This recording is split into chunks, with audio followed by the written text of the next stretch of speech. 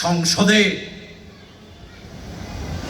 সংখ্যাগরিষ্ঠতার এই বলে মানুষের মুখের হাসি আপনারা বন্ধ করবেন না।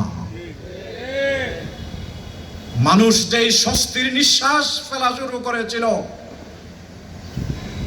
বাংলাদেশ যে ভয়ের সংস্কৃতি থেকে সহমর্মিতার সংস্কৃতিতে ফিরে আসা শুরু করেছিল, আবার ভয়ের সংস্কৃতি আপনারা বাংলাদেশে চালু করবেন না।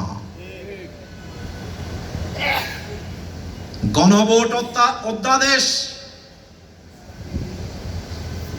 স্বয়ংক্রিয়ভাবে নাকি বাতিল হয়ে গিয়েছে। গণভোটে হায়ের পক্ষে 69% মানুষ ভোট দিয়েছে, আর আপনারা